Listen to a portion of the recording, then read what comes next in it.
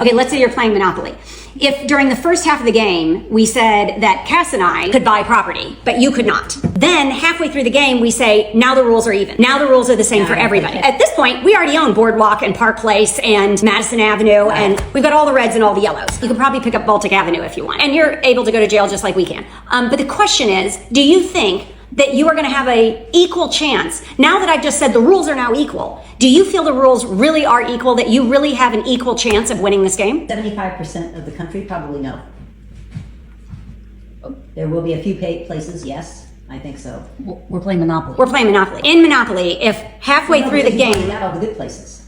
Yeah, because you didn't leave me anything. And more importantly, every time you land on my shit, I'm paying you. You're paying me. Yes. A lot of money. So how are you going to get the money to buy? And if you're going to buy land, you're buying it from me. Since we kind of own most of the property, you're going to buy the property from us. And you're not going to buy it at the same price I paid for it, right?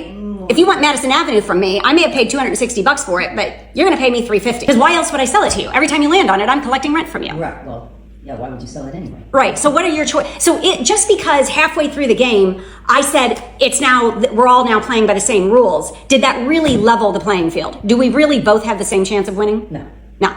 So that's the idea behind systemic racism. My father is racist as fuck. I grew up watching him call people the N-word with a hard R on numerous occasions, not just black people either. He just would use that as an offensive term of language. He ended up disowning me because I have 2 mixed children, and he called my kids tar babies. And now that same man is sitting in a mental hospital contemplating suicide. He has absolutely no friends, no family, nobody that supports him, nobody that loves him, nobody to pick him up. He's in a mental hospital because he has nowhere else to go, and he's contemplating killing himself over a woman, over some type of breakup or something. This just goes to show that the people that are racist, the people that are using this derogatory language, the people that hate others for no reason, the people who are just filled with so much hatred and anger towards other people for literally no reason, and it spews out of them, it's because they're awful inside. It's because they're rotting inside. It's because they hate themselves. Somebody who is filled with that much evil hates themselves, and you have to remind yourself of these people that surround you all the time.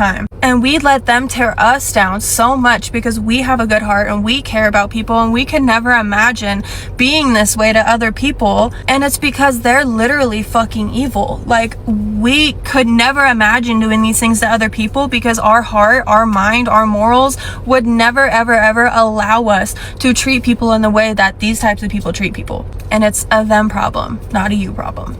Ever since I started posting my thoughts and experiences with racism, I have been met with a lot of love and a lot of hate, which is perfectly expected. I am all for cordial and respectful conversations on this matter. However, this man decided he would leave some rather disrespectful and downright nasty comments on the video I made concerning hobbits, no pun intended, and Lord of the Rings. And I've chosen to speak on some of his less vulgar comments, as this channel is in fact family friendly. He seems to think that black people can only have black hair, which is quite beautiful, might I add, and that not a single character in Tolkien's world could have possibly been black or even inspired by a black person. He also seems to think that my natural hair in a completely natural hairstyle is somehow me trying to mimic white straight hair. So I thought I'd take this opportunity to educate him just a wee bit, even though Google is free and open to the public. I think it's safe to say that this one is widely known throughout most cultures, so I won't say much on it, but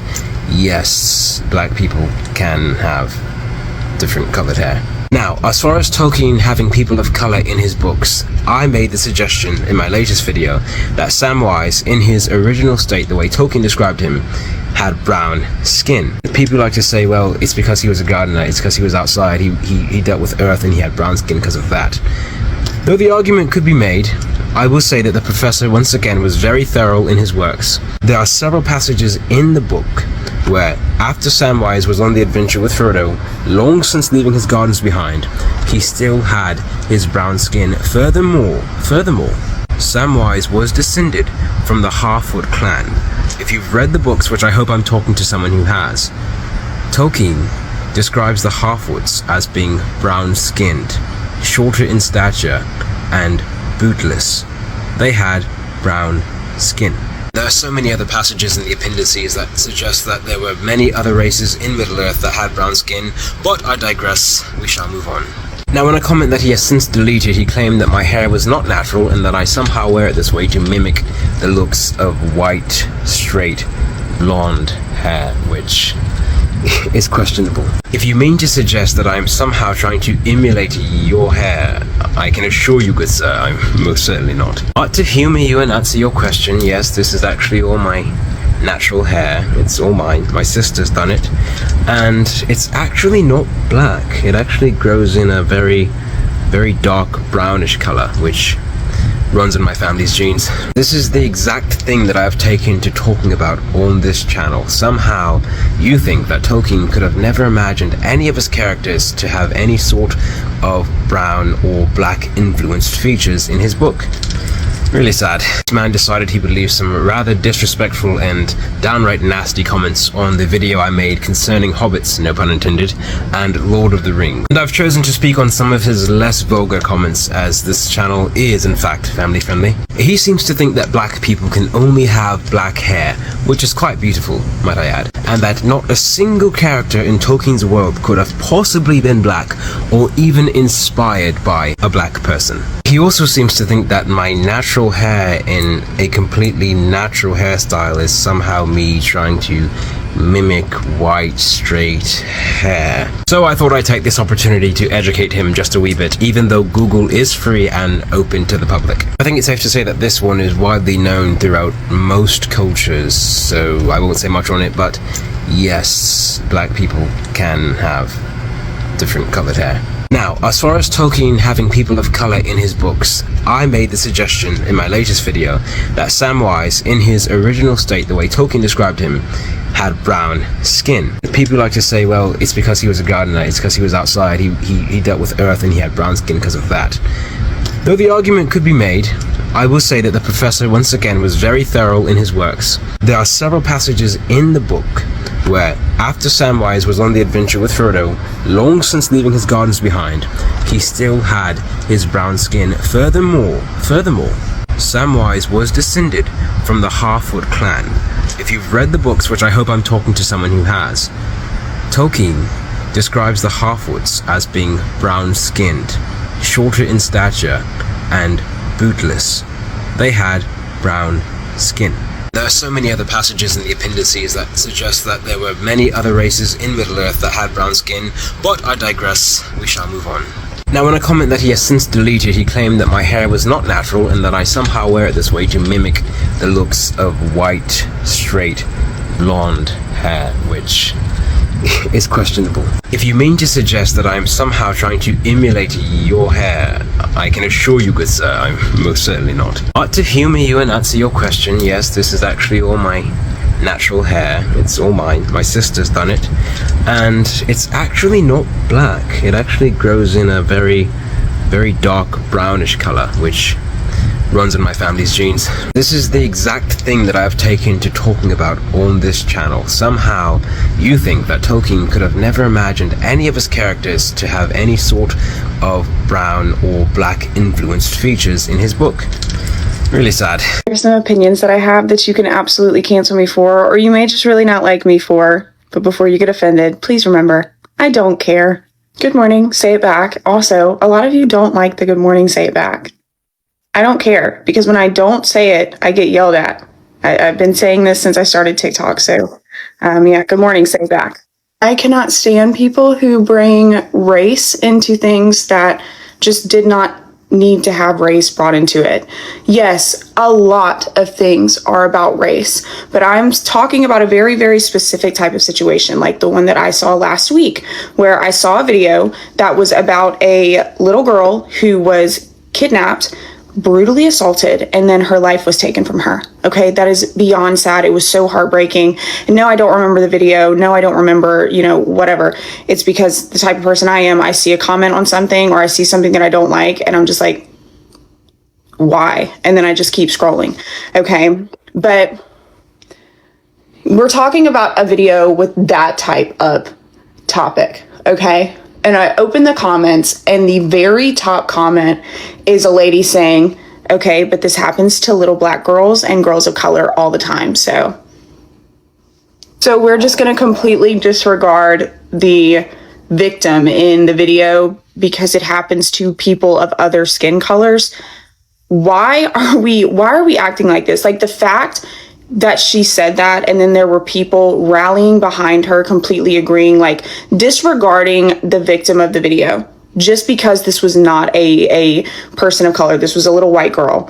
We're just going to completely disregard her and everything that happened because that same awful thing happens to other children. I don't care what color you are, green, purple, yellow, pink, black, white, gray. I don't care.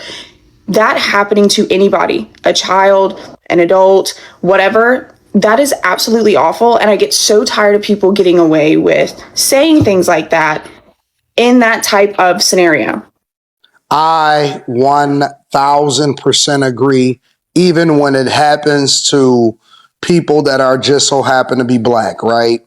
And what I mean by that is, for so long and so often, everything has become about race. And there's a whole treasure trove of people that exist in society today to where their entire identity, regardless of what the issue is, oh man, there was a situation that happened over here. Oh man, but it's because they black or it's because they white. It's gotten so bad to where I've started to troll it and make everything about it and just make jokes about it. When I'm on a Millionaire Morning Show and when I review something that's popular culture that don't have nothing to do with race, I start trolling the whole conversation about race. Ex-Officer Tatum went on a platform called Jubilee, where you debate 20 people that have an opposing view than you.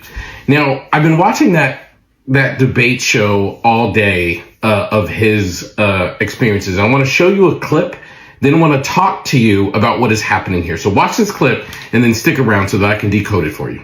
Explain that. Explain that to me. I got you. Do you know? I don't agree with you. Do you know the black maternal mortality rate in the United States of America? I don't know it, but I do know this, that black people have a disproportionate effect in that area. Yeah, it's 50.3 versus the white. But that's not necessarily discrimination, and disparities are different. That's not necessarily meaning that somehow the medical system is intentionally discriminating against black people. It's literally medical racism. You gotta let me finish. You gotta let me finish. 14.5 when it comes to the white maternity mortality rate. Do you know what the infant mortality rate is? I do not know that offhand. Yeah, the infant mortality rate is 10.8 versus white 4.5. There was a study that was completed that showed that when it comes to white babies, no matter who they're treated by, whatever race their doctors is, whoever they're treated by, they have the same possibility to life versus anyone else. Black babies, literally, the survival rate for black babies drop unless it's a black doctor taking care of the baby. Everyone else, the baby out of the womb, the black baby has less of a possibility to life. It's literally studied and documented. Let me give you a perspective, because just because there's a statistical data point, you gotta work through the data points, because what you're saying is that every white doctor is racist against black people. That's what you're implicating. I'm telling you, that's medical racism. So you're saying, so are you saying that when you go to the hospital, doctors are intentionally being racist against black people? I'm saying that doctors are taught through pseudoscience. Question for you. Have you ever heard the myth that black people have thick skin? I never heard of that. It's literally a medical practice. I've never heard of that. It's something that's It's something that's derived from chattel slavery. It said black people have less nerve endings and thicker skin. And what Where they is said. that taught at? Oh, in medical school, literally medical school. That black people have thicker skin. I'll give you an example. Now, hold on, I got you. Now we got to break this down. Example. So when you go to the hospital today, they're going to treat you differently because you somehow have thicker skin. Yes. What medical practice is in place right now that treats you differently? They're literally giving less pain medication to black people because they think black people lie about their pain levels because they have less nerve endings. This is literally documented. So you're saying every doctor is filled with racism, and so when a black person go to the hospital, they won't treat them fairly. They are incapable of treating black people fairly because they're black. What I'm telling you is this is something that has been taught. No, it's not. There's correlation and causation of two different things. Can I give you direct information? You're saying there's literally studies. You think it's a correlation causation, but there's studies on this. What about comorbidities? What about the health of the mother? You're not engaging black people in the premise just because you don't know the information. I know. There are two really important things that are happening in that clip. And I want to be very, very clear as you guys see this, because this is very, very important with how we digest information. Now, very often you're going to get data that does not support your original idea. Now, really intelligent and really mentally healthy people can shift their viewpoint as a result of new data. That's literally what learning is. Now you hear this young man who's debating ex-officer Tatum is giving him data points explaining his position.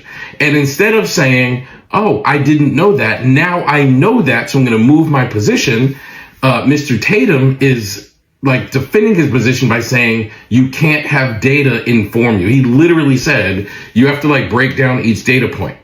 The other thing you see him doing that is really unusual and it prevents learning, it prevents growth, it prevents evolution, is you see him basically like, if I make a point that says like there's medical racism, oftentimes racists think you're saying every single doctor is a racist, thus hates black people.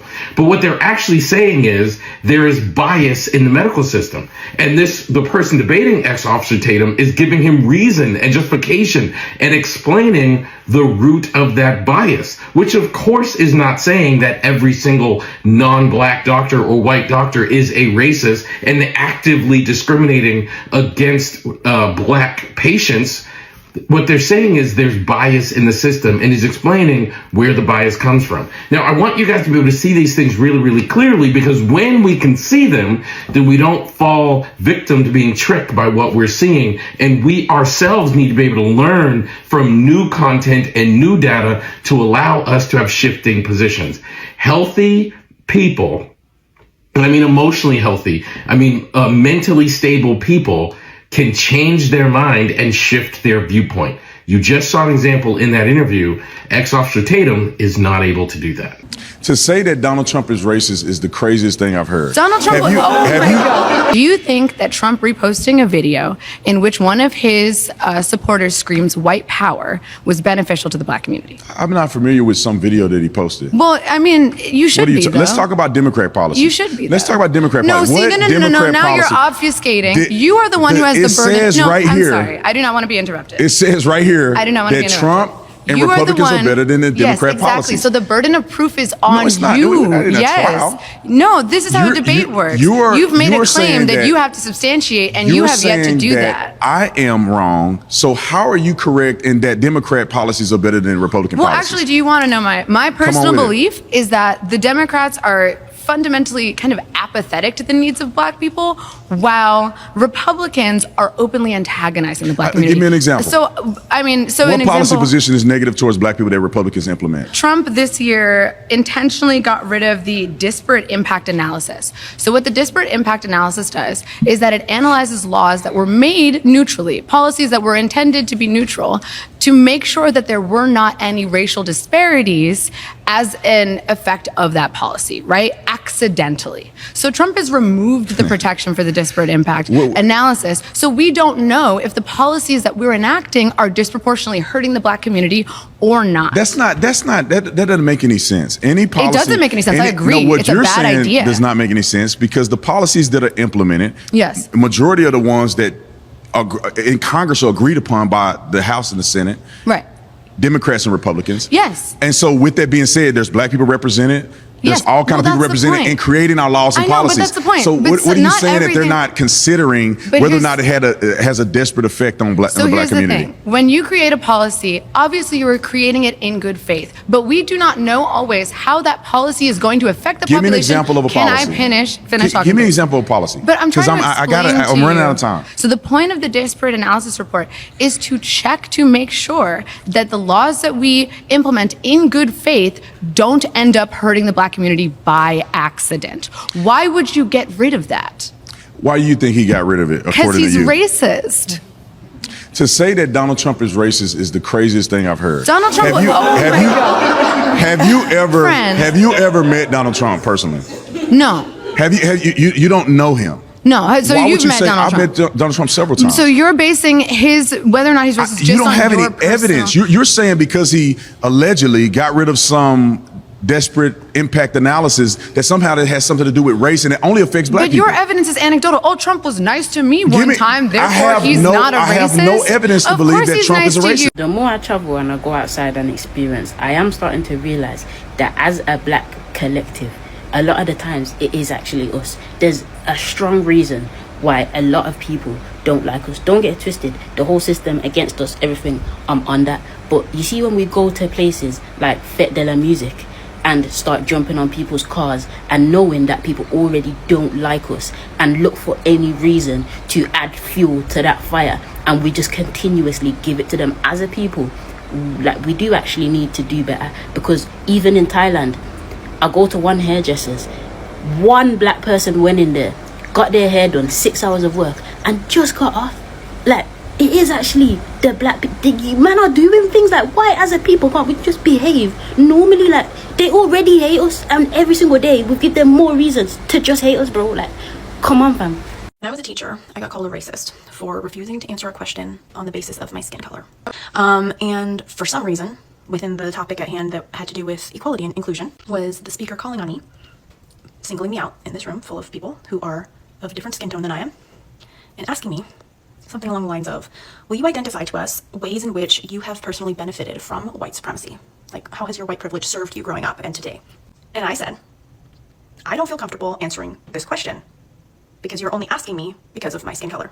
There is a certain brand of white person who experiences the privilege of being white, but the second that they are asked about that privilege, all of a sudden their victimhood comes out. And all of a sudden white supremacy isn't a thing, or they don't feel as though it is their responsibility to talk about it and acknowledge it. However, when they are applying for houses, looking for a job, simply walking down the street, they have no issue benefiting from that same white supremacy. That is the issue here. She goes on to say that she doesn't believe she should be singled out for her skin color, and she doesn't feel right answering that question, when this could have really just been a moment where you owned your privilege and you educated people on what that experience of having that privilege is. Because let's remember that privilege is something that you didn't earn. Privilege is something that was given to you solely by chance and genetic. And so when being asked by your colleagues who are black and brown what your experience has been benefiting from white supremacy, that isn't a call out, and that is not equivalent to someone being called the N-word. I often see this false equivalency happen when a white person is asked to discuss race, as if discussing their race and the benefits that they experience because of their race is somehow derogatory or discriminatory, when in reality we are trying to all understand a system that doesn't make any fucking sense. And so if someone asks you your experience on white supremacy and you say, I decline to answer and I feel as though you are singling me out, sorry to say that those same people might view that as racist, because why are you not acknowledging your privilege? And if you aren't acknowledging your privilege, chances are you also have a hard time acknowledging the disadvantages that black and brown people face in today's economy, today's society, and America as a whole.